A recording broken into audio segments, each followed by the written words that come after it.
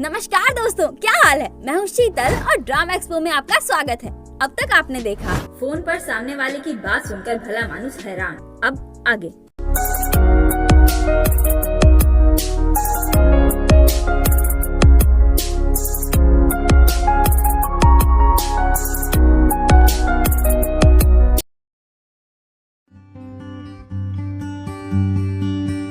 Episode की शुरुआत hospital से होती है जहां योंगजू सोई हुई होती है। एक्चुअली वो कॉल जिसमें सामने वाले की बात सुनकर भला मानुस हैरान हो गया था, वो इसी हॉस्पिटल से आया था क्योंकि योंगजू ने सुसाइड करने की कोशिश की थी।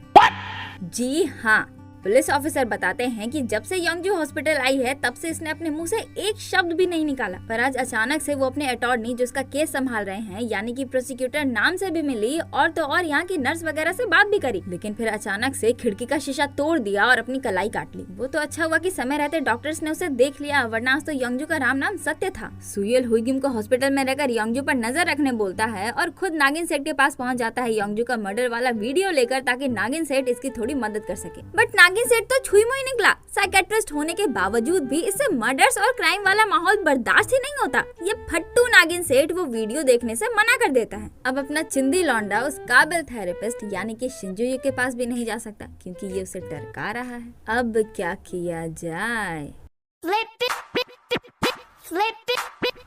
अरे नहीं, उसे नीचे रखो। नहीं नहीं नहीं, नीचे रखो उसे, नीचे रखो। शांत हो जा मेरे बिल लगाम के घोड़े, शांति परम सुखम। तू पगला गया क्या? नहीं नहीं, वो देख रहा है, वीडियो देख रहा है। तू शांत हो जा, नीचे रख उसे। नागिन सेठ सिफिरा पगला रहा है, तुम जल्दी से वीडियो देखो। क्या कर रहे हो? जल्दी देखो, ये बड़े जागे। नहीं नहीं नहीं, तू शांत हो जा, शांत हो जा। देखो देखो, जल्दी देखो देखो। शांति शांति, देख रहा है वो, देख रहा है वो, शांत हो जाओ। देख रहा है वो, शांत हो जाओ, शांत।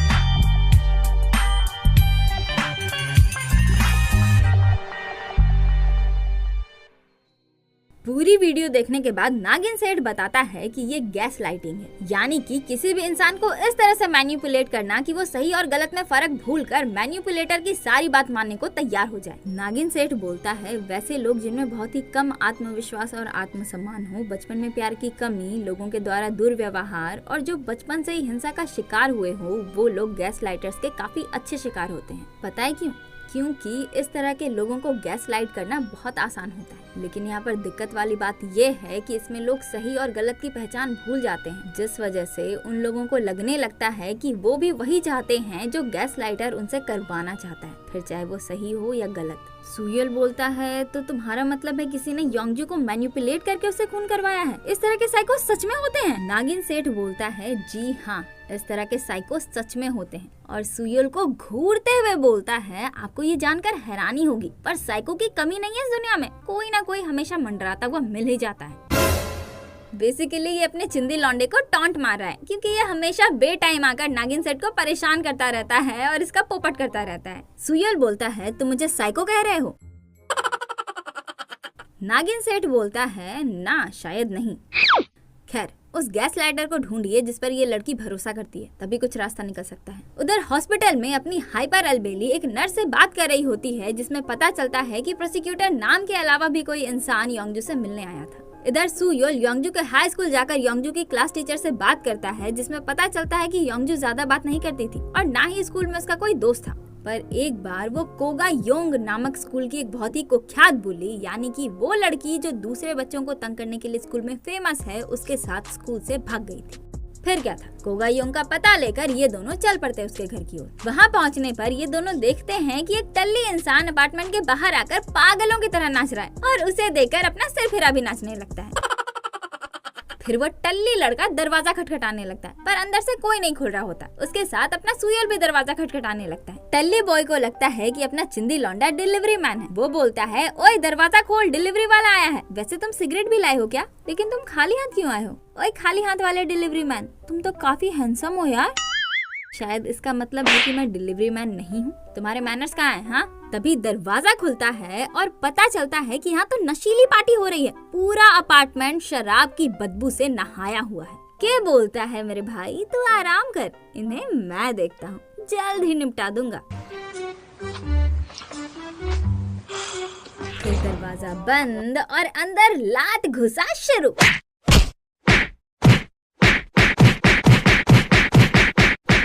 मुझे इस देश के भविष्य की बहुत चिंता हो रही है। हाँ। उधर हेडक्वार्टर में योंगजू और रेनकोट के केस पर ही डिस्कशन चल रहा होता है। भला मानुस बोलता है, उस दिन योंगजू अपने घर से निकली, बस स्टॉप पर जाकर बस लिया और फिर जोंगसू पुल के सामने वाले बस स्टॉप पर उतरी। फिर उसने रेनकोट खरीदा और फिर उसी बस स्टॉप से बस लेकर चली गई। बाहुबली बोलता है, ऑब्वियसली अब घर लौटने के लिए वो उसी बस स्टॉप से बस लेती। उसकी बात को काटते हुए अपना भला मानुस उसके मुँह पर उंगली रखकर उसे चुप कर देता है और फुल कॉन्फिडेंस के साथ बोलता है, नहीं, उसने उसी जगह से बस लिया, ये इम्पोर्टेंट नहीं है, बल्कि यहाँ पर टाइम इम्पोर्टेंट है। योंगते पूरे कॉन्फिडेंस के साथ बोलता है, योंगजू को बस स्टॉप से दुकान तक जाने में पूरे 47 मिनट लगे। ये सुनकर जेसियन बोलता है, मतलब वो दुकान जाकर रेनकोट खरीदने से पहले किसी से मिले थे? योंगते बोलता है, एग्जैक्टली, हम सोच रहे थे ना कि योंगजू ने अपने घर से इतनी दूर जाकर रेनकोट क्यों खरीदा। असल में वो वहाँ रेनकोट के लिए गई ही नहीं थी, बल्कि उसे वहाँ किसी से मिलना था। जी हाँ, रेनकोट तो सिर्फ एक बहाना था, योंगजू को तो वहाँ किसी से मिलने जाना था। जेसियन बोलता है, तुमने सारे सीसीटीवी फुटेज का इंतजाम किया? योंगते पूरे गर्व के साथ बोलता है, हाँ, मेरे पास तो उस कैफे का भी फुटेज है जहाँ योंगजू रुकी थी और मैंने सब कुछ चेक भी कर लिया। अब अपना बाहुबली बहुत खुश। वो बोलता है, तुम सच में हमारे लकी चामो बच्चे, और खुशी के मारे दबोच कर उसे अपने साथ लेकर जाने लगता है। इधर सबको कूटने के बाद अपना सिर फिरा इनका बर्थडे मना रहा है। 생일 축하합니다. 생일 축하합니다. 사랑하는 고가요. 생일 축하합니다. आपको तो पता ही है कि अपने सिरफिरे का स्टाइल ही सबसे हटके है, तो अपने स्टाइल में इनको डरा कर, धमका कर, खेल खेल कर इनसे सच उगलवा ही लेता है। और यहाँ पर एक नई बात सामने आती है। योंगजू मेंटल हॉस्पिटल जाती थी, वो भी उसकी क्लास टीचर ही उसे वहाँ लेकर गई थी। क्लास टीचर से कंफर्म करने के बाद पता चलता है कि योंगजू मेंटल हॉस्पिटल नहीं बल्कि एक यूथ शेल्टर, अपने शब्दों में बोले तो अनाथालय, जाती थी एक थेरेपिस्ट से मिलने। क्लास टीचर योंगजू को एक थेरेपिस्ट या साइकेट्रिस्ट जो बोल लो उसके पास लेकर गई थी, जो एक यूथ शेल्टर में काम करता है। एक बार उससे मिलने के बाद योंगजू खुद ही बार बार उससे मिलने के लिए जाने लग गई, क्योंकि वो उस थेरेपिस्ट को बहुत मानती थी, उस पर बहुत भरोसा करती थी। पर अनफॉर्चुनेटली टीचर को उस थेरेपिस्ट का नाम याद नहीं, क्योंकि किसी ने उसे रिकमेंड किया था। इसीलिए वो सुयल को बोलती है, मैं थोड़ी देर में आपको बताती हूँ। तभी फोन पर जेसियन का मैसेज आता है, जिसमें उसने सीसीटीवी वाला वो फोटो भेजा है जिसमें योंगजू कैफे में बैठकर उस इंसान से बातें कर रही है जिससे उस दिन रेनकोट खरीदने के बहाने वो मिलने गई थी। फोटो वाले इंसान को देखकर सुयल का दिमाग खराब। तभी क्लास टीचर का फोन दोबारा आता है और वो बताती है कि उस थेरेपिस्ट का नाम शिन जू युक है। जी हाँ, वो फोटो वाला आदमी भी कोई और नहीं बल्कि शिंजो युक ही है। अरे देवा, ये गड़बड़ है बाबा। सुयल दौड़कर शिंजो युक के पास जाने लगता है, क्योंकि अभी अभी हुइग्युम का भी कॉल आया जिसने बताया कि प्रोसिक्यूटर नाम के अलावा जो इंसान योंगजू से मिलने आया था वो भी शिंजो युक ही था। जेसियन ने भी फोटो वाले इंसान की आइडेंटिटी कंफर्म करके बताया कि उस दिन योंगजू शिंजो युक से ही मिलने गई थी, जिसके बाद घर आकर उसने अपने बाप का खून कर दिया। सारे सबूत और गवाह शिंजो युक पर ही पॉइंट कर रहे हैं। सब तरफ से शिंजो युक ने ही कांड किया है। सुयल ड्रीम यूथ शेल्टर जाकर शिंजो युक पर चढ़ाई कर देता है। वो बोलता है, तुम योंगजू से मिलने क्यों गए थे? उस दिन जब उसने अपने बाप का खून किया और आज जब उसने खुद खुशी करनी चाहिए, दोनों घटनाओं से पहले वो तुमसे मिली थी। मैं कहीं भी जा रहा हूँ, हर तरफ से तुम्हारा ही नाम निकल कर आ रहा है, तो जाहिर है कि मैं तुम पर शक करूंगा, है ना? शिंजो युक बोलता है, एक मिनट, खुद खुशी? योंगजू ने खुद खुशी करने की कोशिश की? सुयल बोलता है, मैंने सुना है कि एक सिर्फ तुम ही हो जिस पर वो भरोसा करती थी और जिसकी वो बात मानती थी। वो सिर्फ तुमसे बात करती थी, सिर्फ तुम पर भरोसा करती थी, सिर्फ तुम्हारी सुनती थी और किसी की भी नहीं। इसीलिए तुमने ऐसा किया। उस बेचारी लड़की को अपना खिलौना बनाने में बहुत मजा आया होगा ना तुम्हें, इसलिए तुमने उससे वो पागलपन करवाया। शिंजो युक बोलता है, पागलपन? आप क्या कहना चाहते हैं? मैं नहीं समझ पा रहा। सुयल बोलता है, तुमने उसे मैनिपुलेट करके उससे खून करवाया और पूरी प्रक्रिया को रिकॉर्ड भी करवाया। ये पागलपन नहीं है तो और क्या है? शिंजो युक बोलता है, रिकॉर्ड करवाया? आपका मतलब उसने पूरे खून का वीडियो बनाया है? या शिंजो! फिर वो सुयल को योंगजू के थेरेपी सेशन के रिकॉर्डेड वीडियो दिखाता है। शिंजो युक योंगजू से बात करने की कोशिश कर रहा है, पर योंगजू उससे बात करने में इंटरेस्टेड नहीं है। वो बोलती है, मुझे पता है, अंत में आप भी मुझे छोड़ ही देंगे, अंत में आप भी मुझे घर ही भेज देंगे। इसीलिए अगर आप मेरी मदद नहीं कर सकते तो अपना मुंह बंद रखिए और अपने काम से काम रखिए। और वहाँ से चली जाती है। शिंजू युग बोलता है, अब बताइए मिस्टर सुयोल, ये आपको गैस लाइटिंग लगता है? इसका सुयोल के पास कोई जवाब नहीं होता। वो बोलता है, तो फिर तुम योंगजू से मिलने के लिए हॉस्पिटल क्यों गए थे? शिंजू युग बोलता है, क्योंकि मुझे बहुत बुरा लग रहा था, खुद पर शर्म आ रही थी। अगर मैं योंगजू पर थोड़ा और ध्यान देता तो शायद ये सब होने से रोक सकता था। मैं वहाँ ये सोच कर गया था कि शायद मैं उसकी कुछ मदद कर सकूं। फिर वो बोलता है, वैसे आपको क्यों लगता है कि उस इंसान ने योंगजू से वो वीडियो रिकॉर्ड करवाई होगी और वो जानबूझकर उस वीडियो को एक्सपोज क्यों करवाएगा? सुयोल बोलता है, जानबूझकर वीडियो एक्सपोज करवाया है? तुम्हें ऐसा क्यों लगता है? शिंजू युग बोलता है, अगर योंगजू को सच में गैसलाइट किया गया है तब तो गैसलाइटर के लिए योंगजू से वो वीडियो डिस्ट्रॉय करवाना बहुत ही आसान होता। इस पर सुयोल कुछ नहीं बोलता और शिंजू युग इसे ही ऑब्जर्व कर रहा होता है। बल्कि ये तो जब से सुयोल यहाँ आ धमका है तब से इसे ही ऑब्जर्व कर रहा है। इसीलिए ये बोलता है, मिस्टर सुयोल, कहीं ऐसा तो नहीं कि बचपन में आपने भी कुछ ऐसा ही एक्सपीरियंस किया है? सुयोल बोलता है, क्या बोला तुमने? शिंजू युग बोलता है, क्या कोई कारण है जिस वजह से आप अपने बचपन के बारे में बात करना अवॉइड करते हैं, या आप इसी तरह से हर एक केस में पूरी तरह से लीन हो जाते हैं? सुयोल बोलता है, तुम क्या करने की कोशिश कर रहे हो? हाँ, अचानक से मेरे बारे में क्यों बात कर रहे हो? शिंजू युग बोलता है, आपका चेहरा लाल हो रहा है, आप तेजी से बात भी कर रहे हैं और तेजी से सांस भी ले रहे हैं, आप उत्तेजित हो रहे हैं। एक काम कीजिए, आप यहाँ बैठिए। सुयोल उसकी बात को काटते हुए गुस्से से बोलता है, देखो मिस्टर शिंजू युग, शायद इसमें तुम्हें मजा आ रहा हो, पर अनफॉर्चुनेटली तुम पर जो मेरा शक है ना, तुम वो दूर करने में सफल नहीं हो पाए हो। पता है क्यों? क्योंकि तुम बहुत ही ज्यादा काबिल हो, तुम्हारी बातें कुछ ज्यादा ही लॉजिकल है। जब मैं इस तरह की चीजें देखता हूँ ना, तो मेरा जो शक है और भी ज्यादा बढ़ जाता है।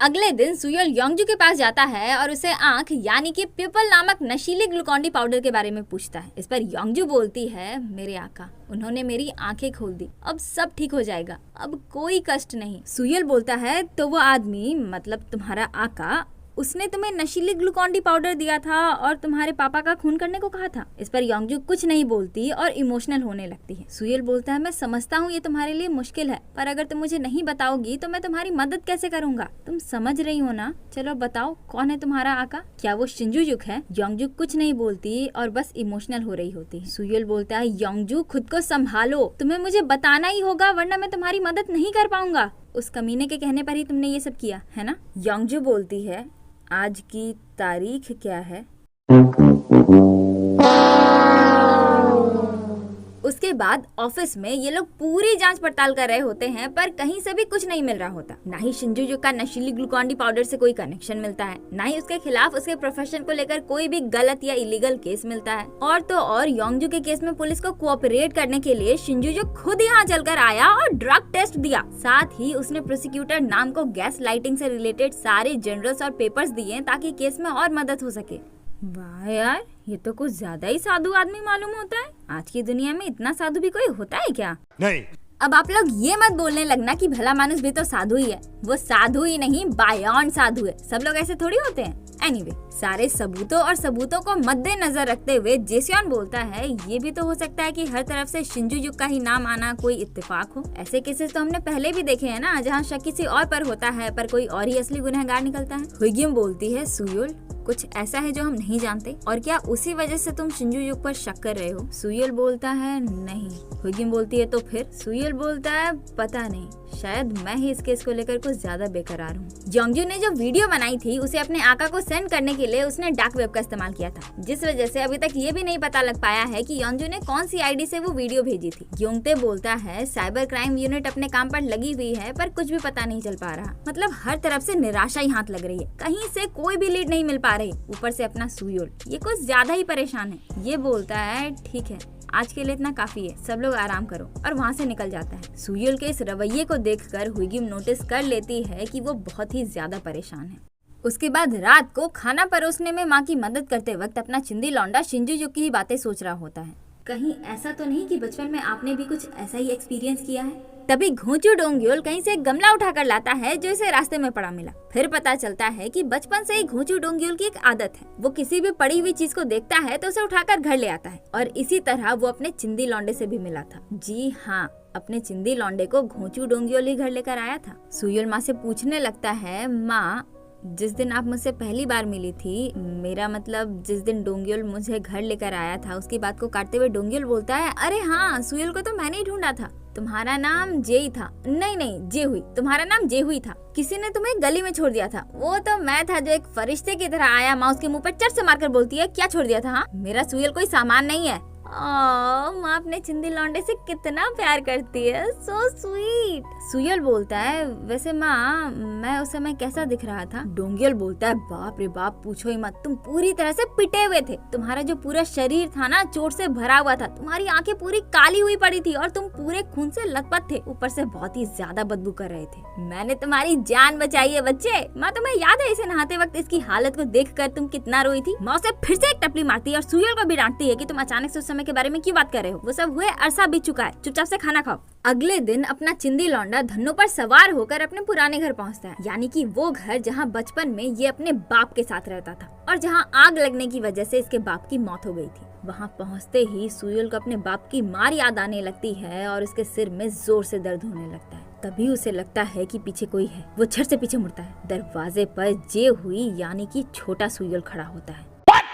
वेल ऑब्वियसली ये सुयल का इमेजिनेशन है। एनीवे, छोटे जे हुई का चेहरा जख्म से भरा होता है। वो दौड़कर वहाँ से भागता है। सुयल भी उसके पीछे भागता है। भागते भागते इसे अपने सबकॉन्शियस माइंड में भागते हुए छोटे जे हुई का ध्यान आने लगता है और इसका सिर बहुत जोर से दर्द होने लगता है। और देखते ही देखते अपने इमेजिनेशन से ये अपने सबकॉन्शियस माइंड वाले सपनों की दुनिया में पहुँच जाता है, वो भी बिना हिप्नोटाइजेशन के।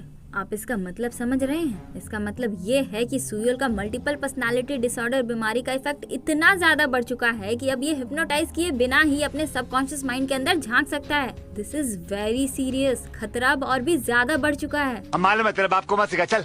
सुयल को सामने 1002 नंबर का एक दरवाजा दिखता है। वो आगे बढ़कर दरवाजा खोलने लगता है, पर तभी सिरफिरा के उसे रोक देता है और बोलता है, मत खोलो। सुयल बोलता है, क्यों? तुमने देखा है अंदर क्या है? बताओ क्या है अंदर? के बोलता है, कुछ खास नहीं, चलो यहाँ से चलते हैं। सुयल अपना हाथ छुड़ाकर बोलता है, तुम्हें कुछ पता है ना? और दौड़कर दरवाजा खोलने लगता है, पर सिरफिरा उसे रोक देता है। सुयल उसे जबरदस्ती वहाँ से हटाकर दरवाजा खोलता है, पर तभी अपने सबकॉन्शियस माइंड से बाहर।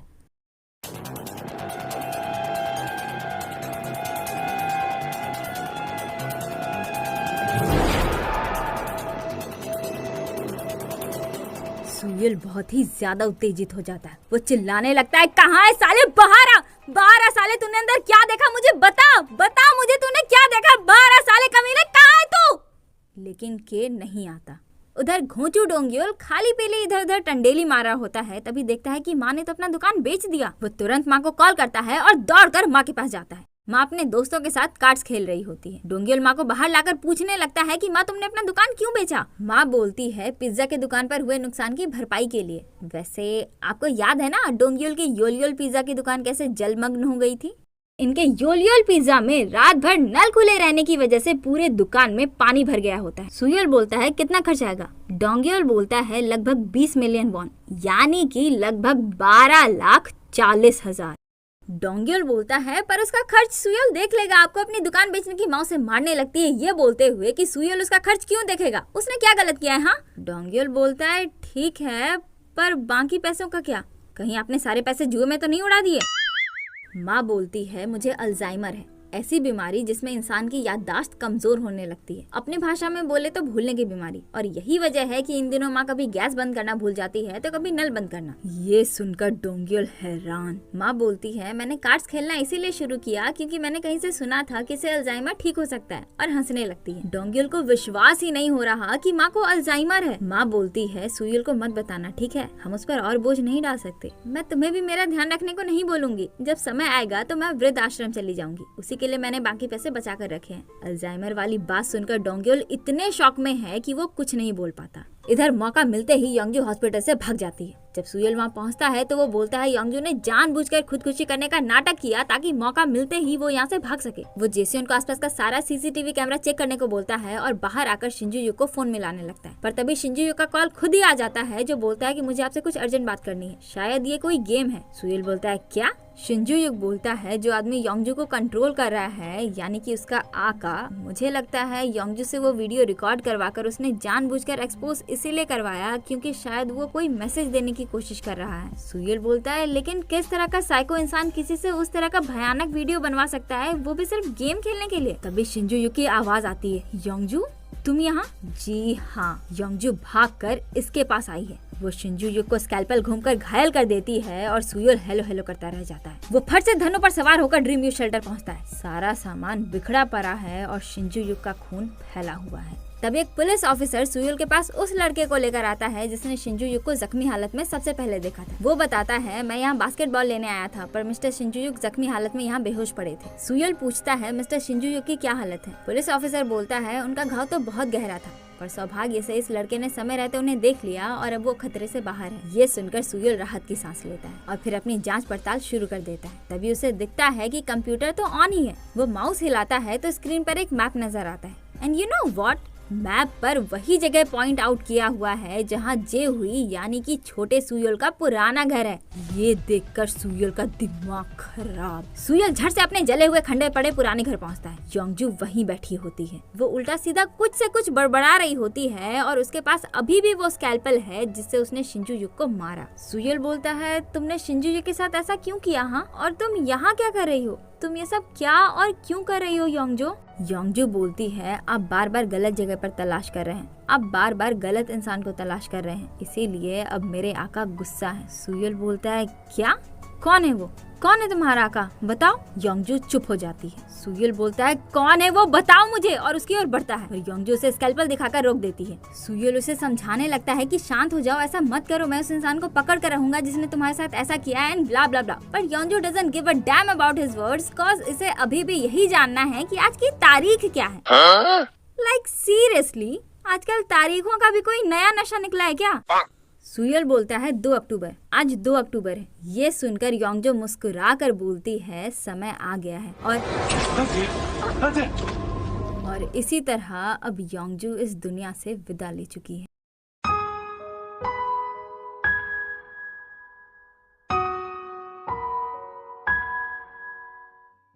अगले दिन शिंजुयुक हॉस्पिटल से डिस्चार्ज होता है और सुयोल उससे मिलने आता है। फिर दोनों एक जगह पर बैठकर बातें करने लगते हैं। सुयोल बोलता है, अपने पापा के खून से लेकर अंत में योंगजू का अपनी ही जान ले लेना। शुरुआत से ही उस आका का यही प्लान था। शिंजुयुक बोलता है, मगर क्यों? सुयोल बोलता है, मुझे लगता है उसका टारगेट मैं हूँ। जिस जगह पर योंगजू ने खुदकुशी की वो मेरा ही घर है जहाँ मैं बचपन में रहता था। मुझे लगता है उसने जानबूझकर मेरा वहाँ पहुँचने का इंतजार किया और फिर जानबूझकर मेरे सामने अपनी जान ले ली। शायद वो मुझसे कुछ कहना चाहती थी, पर मुझे सच में नहीं पता कि ये सब क्यों हो रहा है। उसकी सारी बातें सुनने के बाद शिंजुयुक बोलता है, हमें पता लगाना होगा कि आका आखिर चाहता क्या है। सुयोल बोलता है, तो आप मेरी मदद करोगे? शिंजुयुक बोलता है, योंगजू ने उस कमीने की वजह से अपनी जान दे दी। ऑफ कोर्स मैं आपकी मदद करूंगा। ये सुनकर सुयोल खुश हो जाता है। शिंजुयुक बोलता है, मिस्टर सुयोल, आप अपनी सोच से भी ज्यादा स्ट्रॉन्ग है, खुद पर भरोसा कीजिए। एंड नाउ अब दोनों साथ में मिलकर उस आका की साकीनाका करेंगे।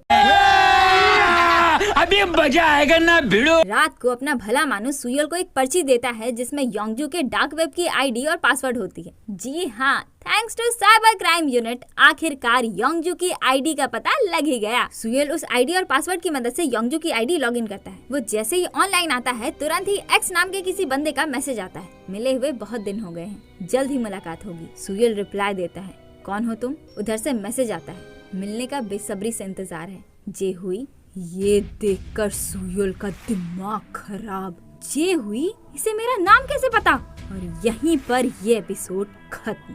तो कैसा लगा ये एपिसोड? कमेंट करके जरूर बताइएगा। और हाँ, हमारे सोशल मीडिया अकाउंट्स को भी फॉलो कर लीजिए। अकाउंट्स का लिंक हमारे डिस्क्रिप्शन में भी है और साथ ही आपके स्क्रीन पर भी स्लैश हो रहा है। अब अगर ये वीडियो आपको अच्छी लगी तो एक लाइक कर दीजिए, अपने जैसे ड्रामा लवर दोस्तों के साथ इसे शेयर कर दीजिए और अगर आप इस चैनल पर नए हैं तो चैनल को सब्सक्राइब किए बिना बिल्कुल मत जाइएगा। तो आज के लिए बस इतना ही, मिलते हैं किसी और दिन किसी और वीडियो के साथ। तब तक के लिए अलविदा, जय हिंद।